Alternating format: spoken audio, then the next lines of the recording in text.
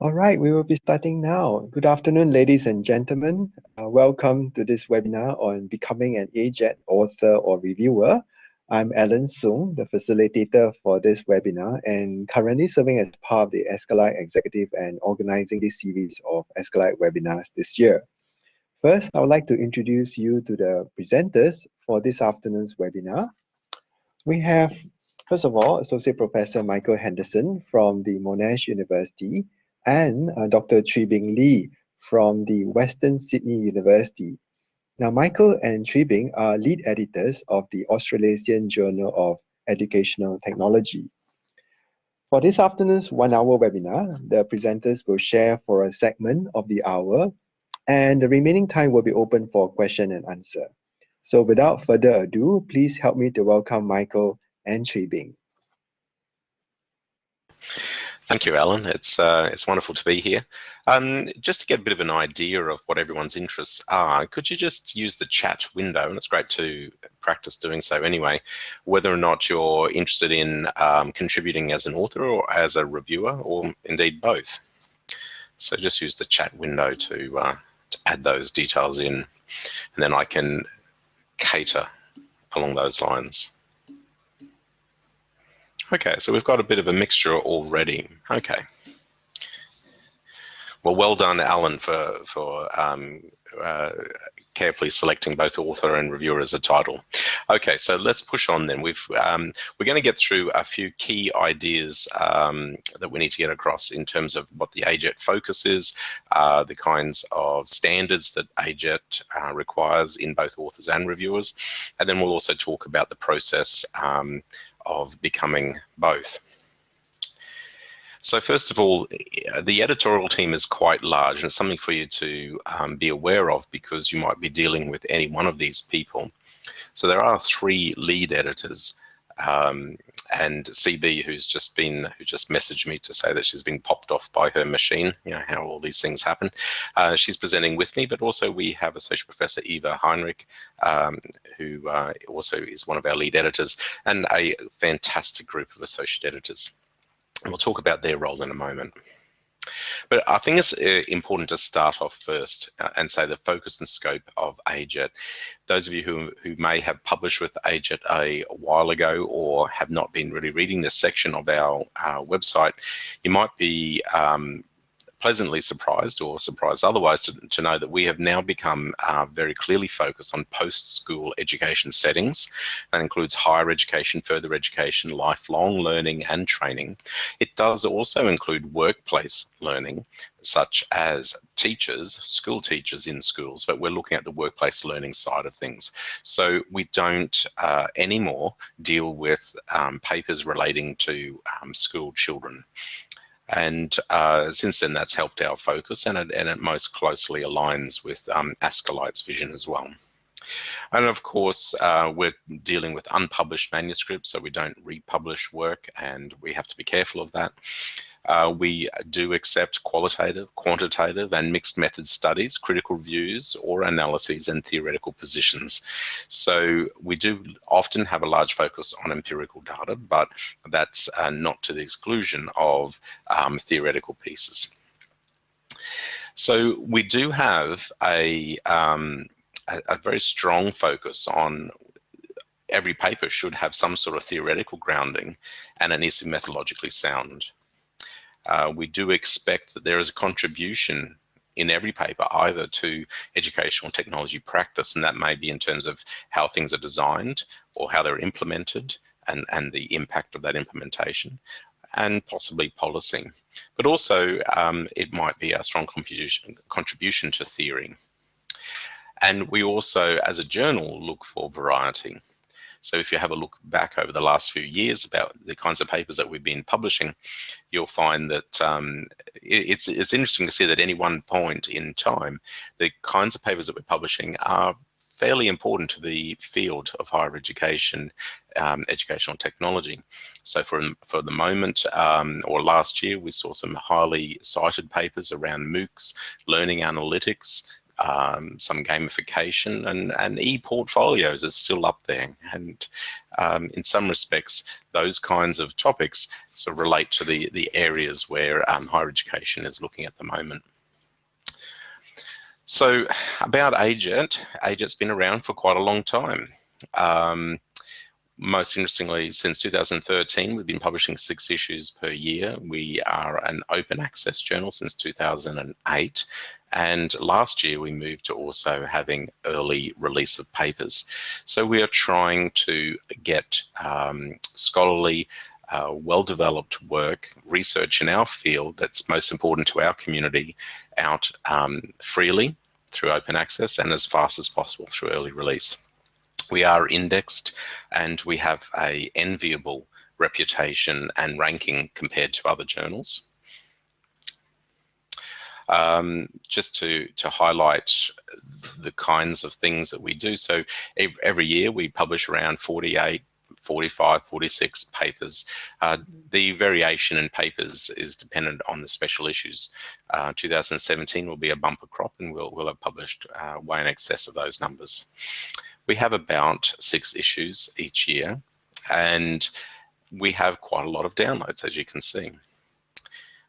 So about 24,000 downloads in 1 year, for instance, of abstracts.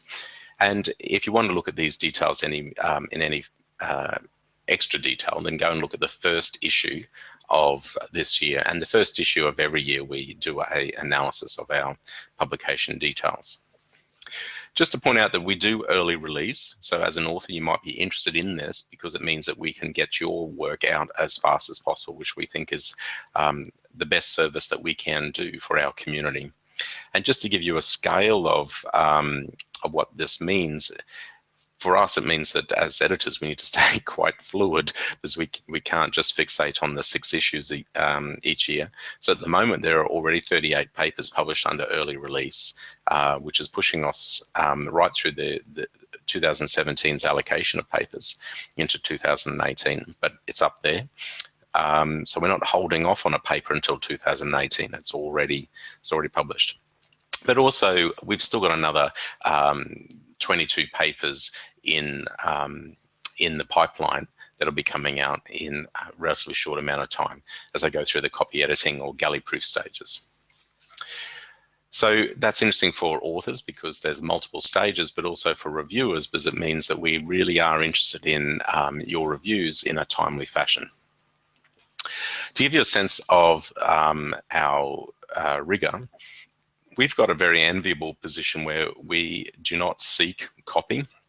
We have quite a lot of copy coming in to the journal, and we have a good rejection acceptance kind of ratio. Our acceptance ratio has gone from about 10% up to 15%, and this year it will have gone down a little bit, or 2016 will have gone down a little bit. These numbers haven't been finalized, but as of the time of publishing this set of data, we still hadn't 50 articles from the 2016 year under review.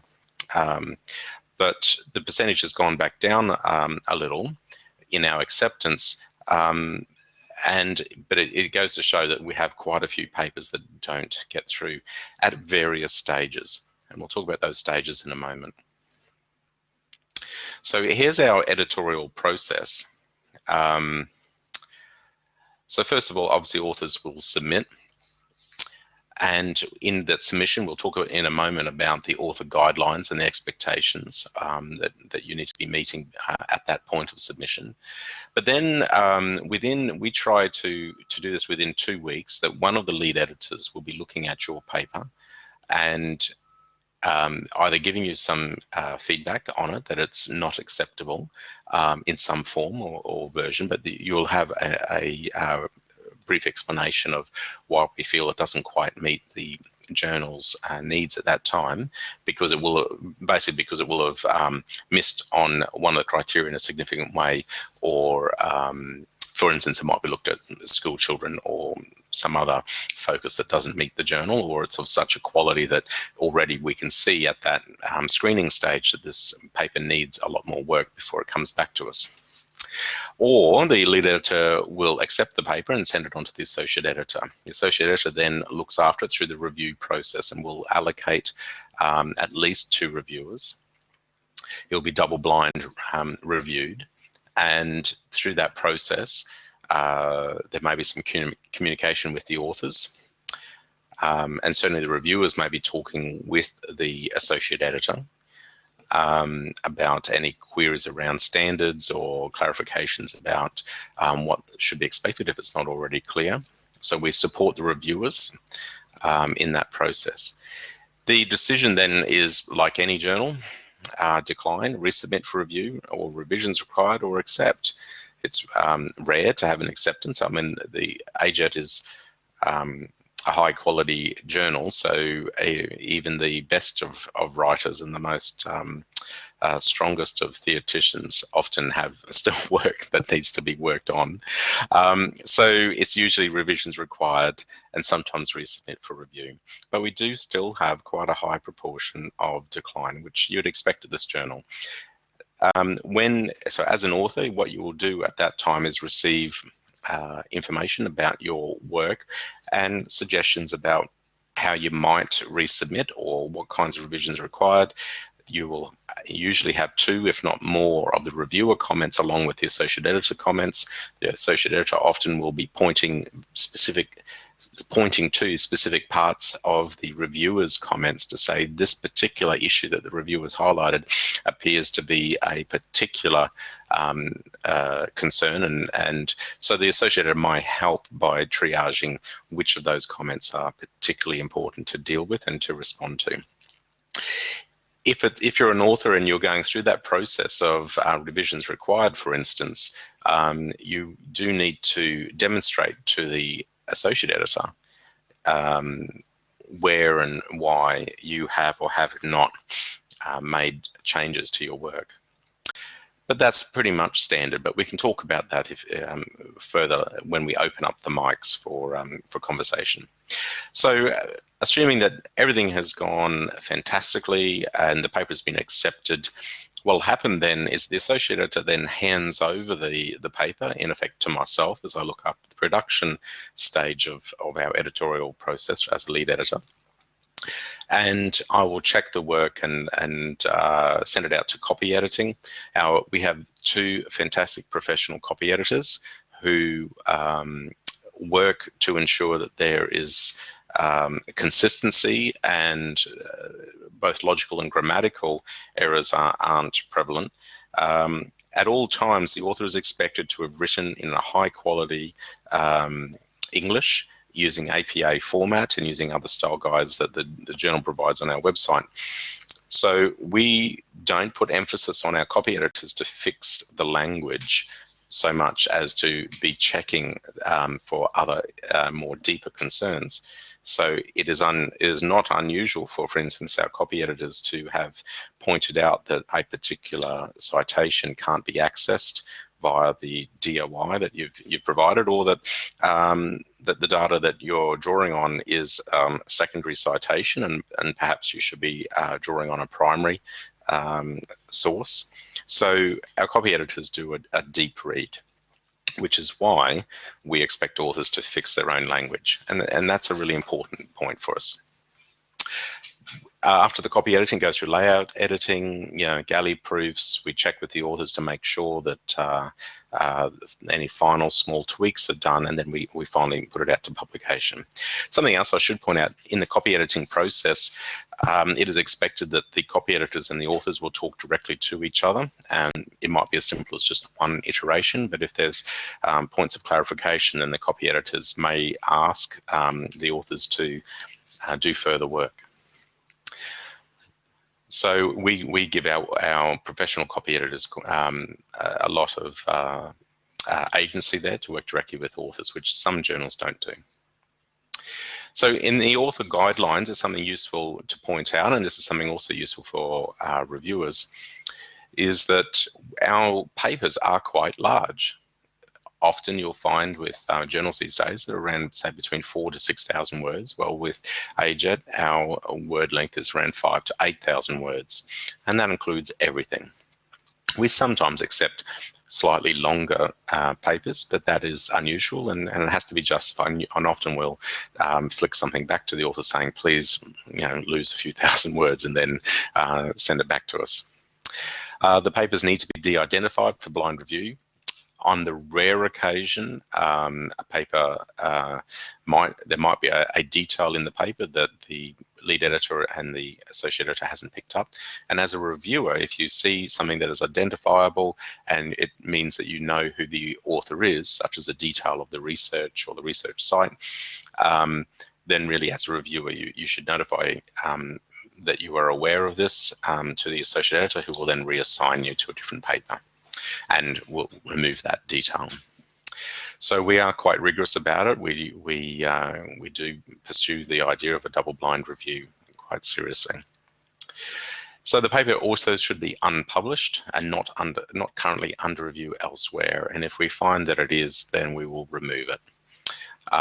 We do expect the high standard written English. It has to be APA formatted, although there are some variations of that that you can find under the author guidelines, which there's a screenshot of the AJET website, and you can find the author guidelines there as well. And one thing that we've done recently is ask that authors put in a statement of research ethics. So this is not relevant if you're doing a purely theoretical or policy-driven paper, but if you are drawing on data from people in particular, then we expect some sort of statement of research ethics. We can talk about that more if people are interested. Okay, so the peer review criteria. So we can go through this process. So again, on the website, you can find the peer review process. This is rather important whether you are a peer reviewer or an author, because these are the criteria by which you're going to be judged. So there are 7 criteria, and they're quite broad ranging. So we do expect that authors contribute to new knowledge, that you advance knowledge of educational technology in a post-secondary context, that there is a critical engagement with the relevant literature. So, as a rule of thumb, if your literature review or your framing up of a problem that you're addressing through your methodology and then the discussion. So if that framing up or that literature review is exceedingly short, then straight away you need to start to be concerned whether or not you are showing to the reviewers that you are aware of the broad landscape of the literature. Again, we don't need to have thousands and thousands of words, but you need to understand what is quality and what is critical. Obviously, overt statements such as claims around digital natives or these kinds of large myths about, for instance, older staff don't engage with technologies. Those kinds of claims, I think we're all quite critical of these days. And so we need to be careful of not accidentally dropping into these elevator pitch arguments when we're dealing with our own community, who I think we need to treat with a great deal more respect for their intelligence. I think there's other areas of issues in how we write out with our critical engagement. We need to be careful with our language, such as being careful about terms such as traditional. Well, what is traditional?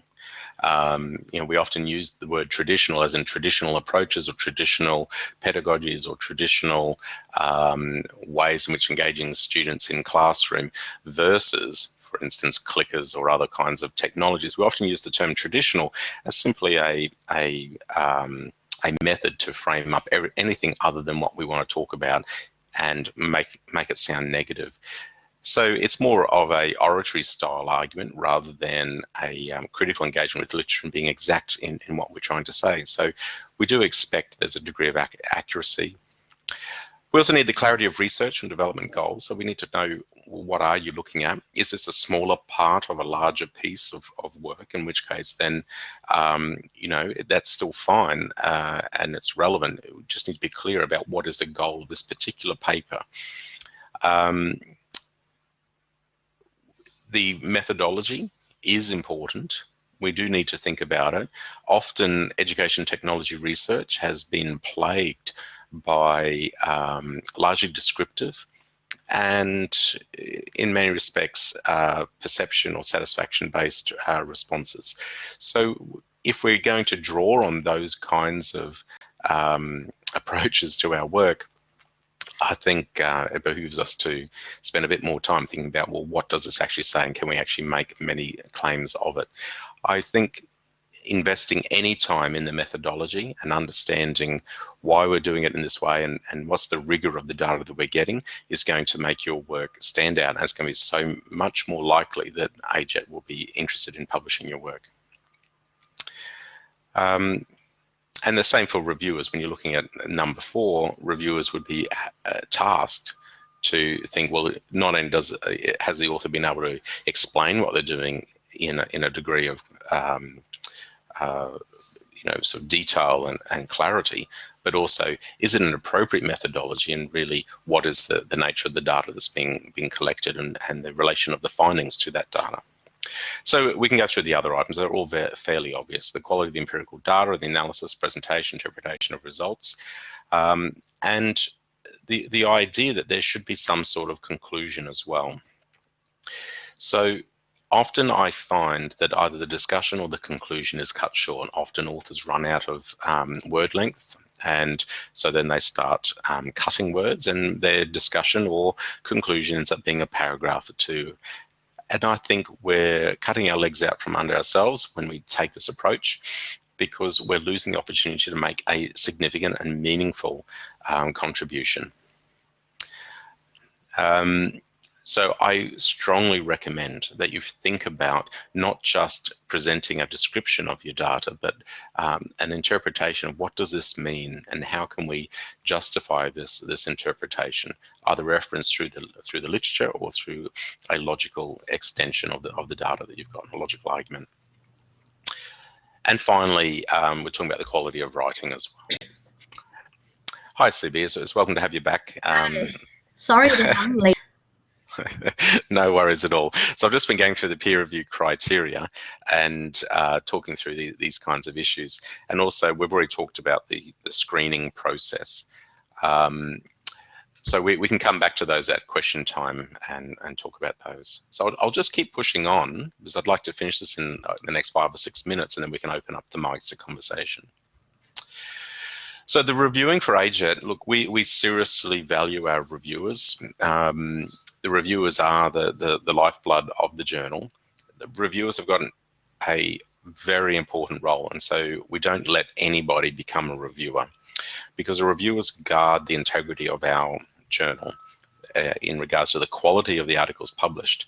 And, you know, at the end of the day, the way in which the reviewers provide comments back to the authors has a very real and significant impact on the quality of our community as a whole. And in return, the reviewers obviously can gain benefits in their own development, understanding what is the standard of journal article writing, and any kind of exposure to reading and just pondering what a paper means improves one's own practice, I feel. If you're going to do reading, you might as well do reading with a purpose, I think. But also, you can, in some respects, count these contributions, and there are a number of ways that you can represent how you're contributing to AJET as a reviewer. So becoming a reviewer for AJET, if you are interested, there is actually a link to this on our About page. So you can go to that link of becoming a reviewer. A reviewer is really important for a journal, and we have high standards. So we do expect that the reviewer will typically have a higher degree, usually a PhD, but it may be a master's. And if it's a master's, then we'll look at the overall story of the reviewer to see what other aspects of their profile contributes to them being a reviewer. So we expect them to be research active and experienced in peer review. Now, it's a bit of a chicken and egg story there, or how can you, if you're looking to become a reviewer, then how can you be if we're expecting you to already be experienced? Well, sort of towards the bottom of the page, we do have a mentoring scheme, and we've just started this up. So if you've never done any review before, for another journal, or if so if you feel that you are inexperienced or you would simply like mentoring, then we do have a program where you can sign up to this. You will be added as a normal reviewer, but your contributions will be monitored by one of the lead editors, and the lead editor will provide you some information about the quality of your review, and assuming, I'm guessing it will always be, but assuming that the quality of the review is high quality and it's useful and it contributes to the overall story, then it will also be added to the other two standard reviewers for that paper. So after a couple of those iterations, so that you can build up confidence in the commentary that you're offering and the judgment that you're making about the paper, whether to accept it, reject it, etc. Then after one or two of those iterations, then we can sort of add you as the normal in the normal reviewing pool. And when you sign up to be a reviewer, you normally type in keywords that you're interested in, and that's what we search for as editors. We might find a paper that's come in under dealing with MOOCs or learning analytics or adoption practices, and we'll do searches for that and see where people's passions and interests are. There is an expectation of the reviewer to try and let us know within a week whether or not they can do the review. And we sort of would expect that if you say yes to that, you would book into your calendar time to do it within the 4-week period. 4 weeks is quite short by some other journal standards, but what we find is that if a reviewer doesn't do their review within the 4 weeks, and we have to go to a third or a reviewer, and then we have to obviously give them 4 weeks. And so what we have found is on a very rare occasion, some papers get stuck in the system for many, many, many months, simply because we have reviewers who sort of say yes and then drop out. And of course that happens. That's just life, and we understand it, and we're not upset or angry about it. But the consequence of it happening a few times is it can significantly extend the period of time that a paper that someone has written up is sitting within the system. So we do sort of, I think, encourage reviewers to sign up, but then at the point of saying whether they can or can't do a paper, have a serious look at your calendar and going, okay, I can fit in a few hours over here in 2 weeks' time, okay, and actually book it up. I think it's an important logistical issue. So the insights from the editorial team, when we asked them, well, what is a strong paper? Here's a few thoughts which I thought might we can bounce around in our conversations.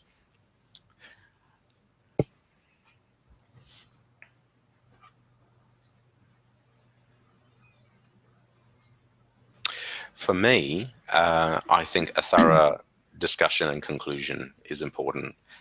I do get frustrated when authors have the opportunity to make their point far more robust and to really get to some point of change, so a new idea, and really drive that home, and they don't get there because maybe they're cutting words. And the final slide is insights from the editorial team with regards to review.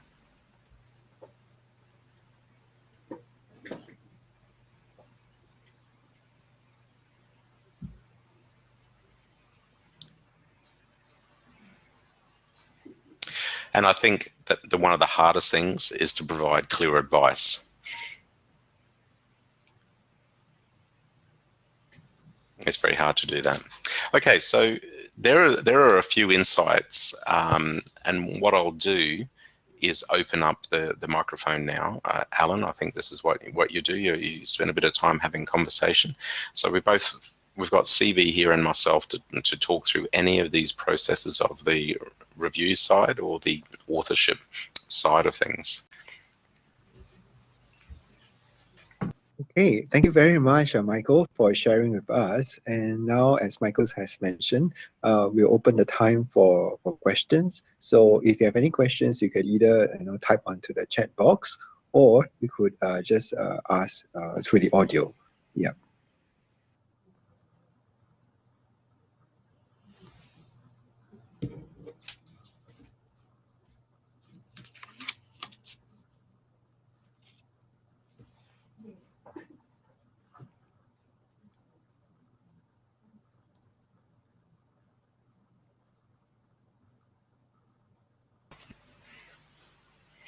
An alternative is everyone's welcome to also throw in ideas about where they've had problems submitting to other journals or queries along those ones that we can clarify from our point of view.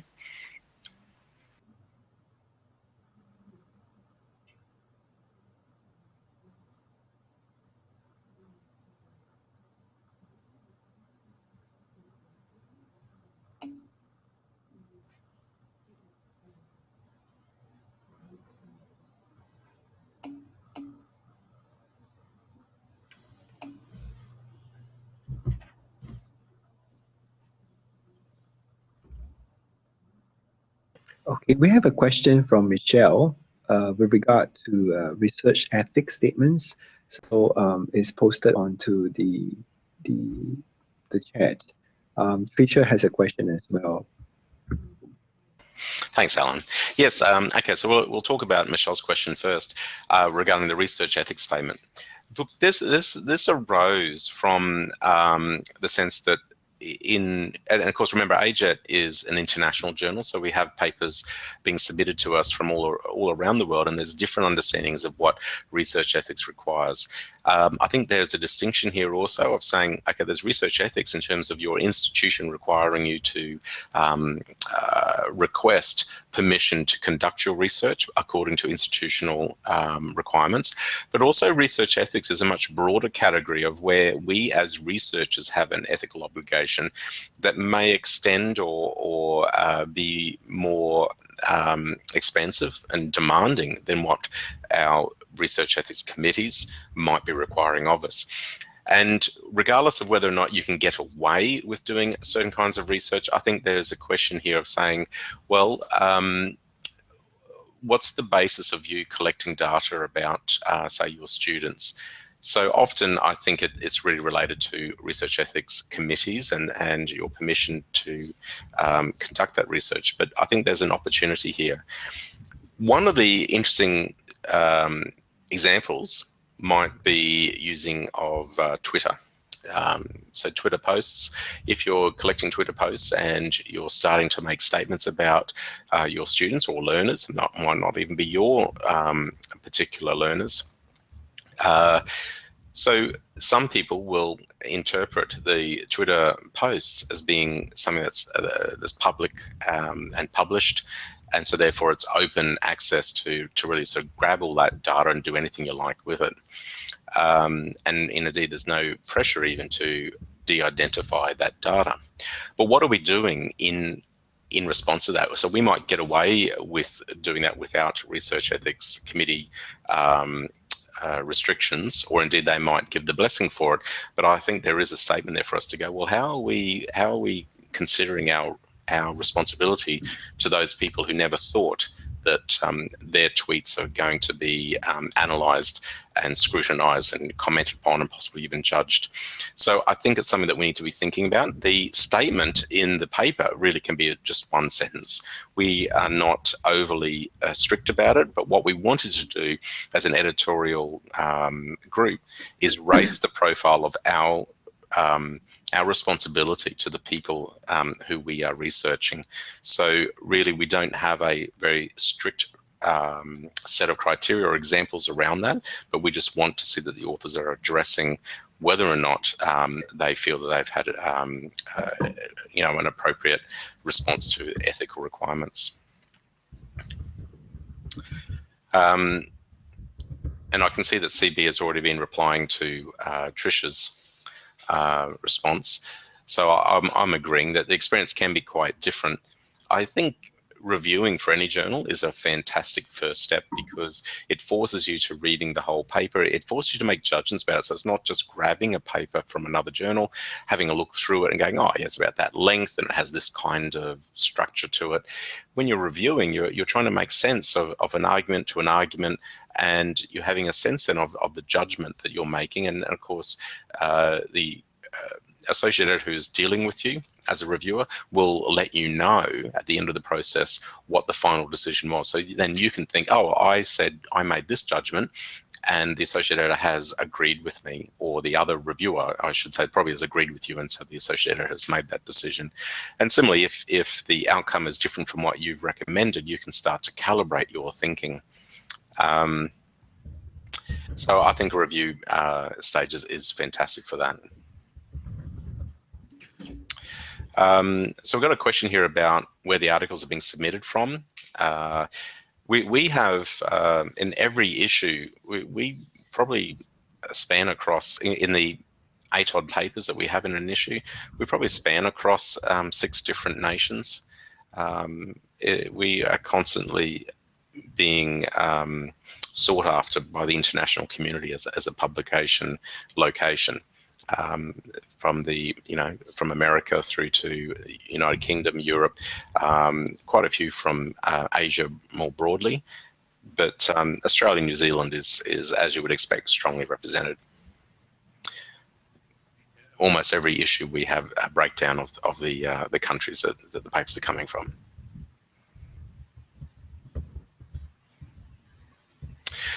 Chad made an interesting point about it's so easy, isn't it, to talk about these things, but the hard part is actually starting the writing and the submitting. And what I find is that once you've got a sense of, if you're not familiar with writing journal articles, what you'll find is that there's often a very familiar structure to the abstract writing. And once you have experienced that a few times, then you can almost frame up any paper quite quickly. The difficult thing is to go, well, what is my useful contribution? Often there's an intent to publish before you actually have an idea of what you're trying to contribute. And that's unfortunately the tail wagging the dog in higher education, where we're often trying to get our publications for whatever reason, often because we have someone saying that you should at least have 1 paper a year, or 2 or 3 or 5. So we have this intent before we actually know what we're trying to say. And I think we need to recognize that tension. That tension's okay, but before start writing, figure out your 2 or 3 main points.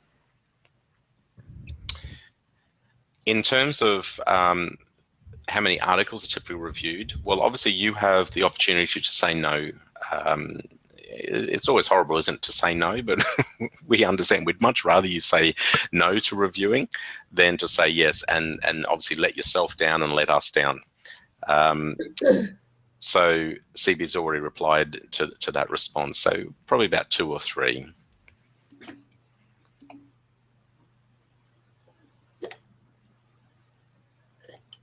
Oh, okay, yeah.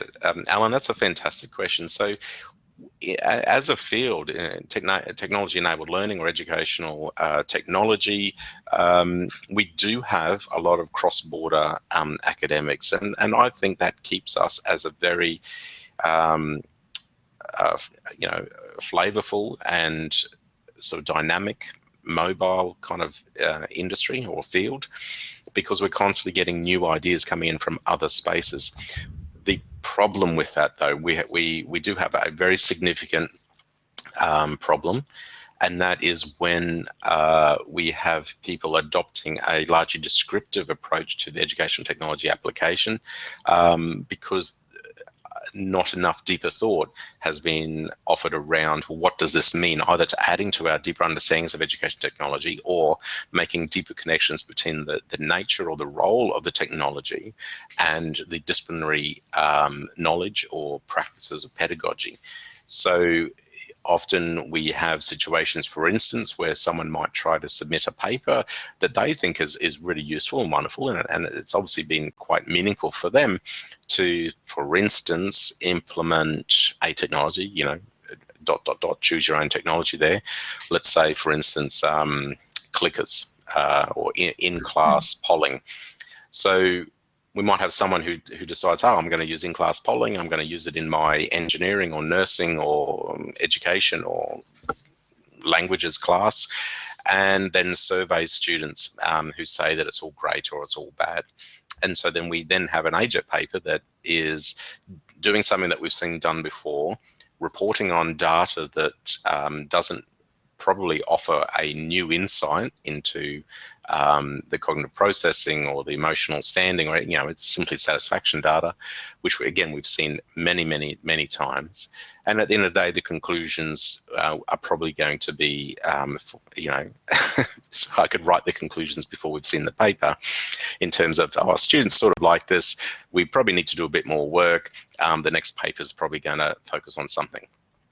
Okay, so it's a very bland approach, and it's sometimes based there because we have interdisciplinary researchers describing something that's been meaningful to them, but it doesn't add to our field of educational technology or our particular research community.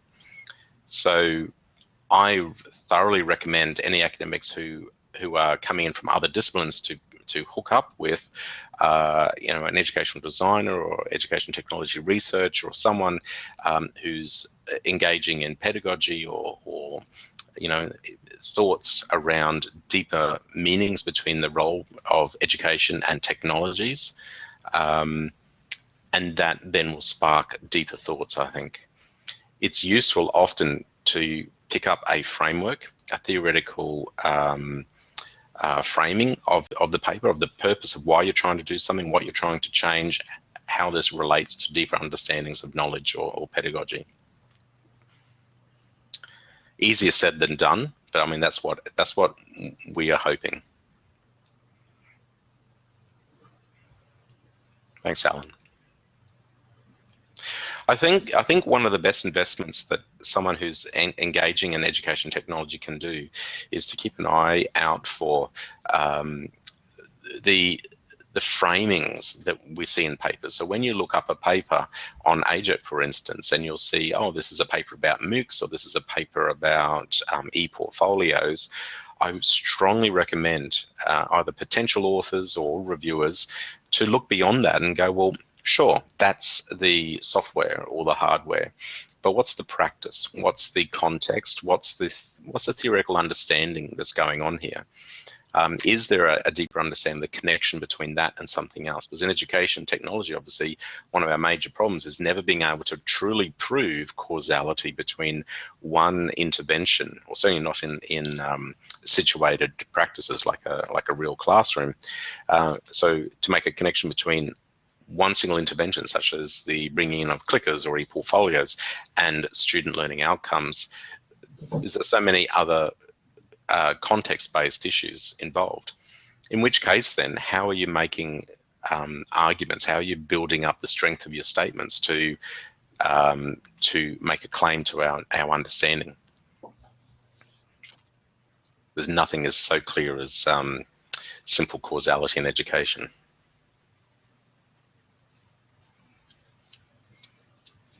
I'm just rattling on here. I'm finding this is a great place for a soapbox for me to stand on.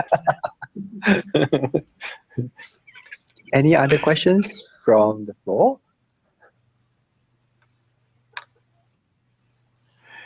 And CV, please add anything to any of this. Sure, no problem. But you did a great job. Thank you.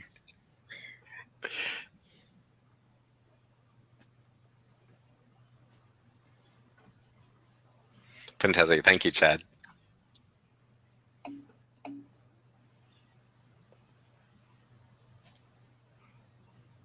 Okay, I think if there are no other questions, I think this has been really a great presentation.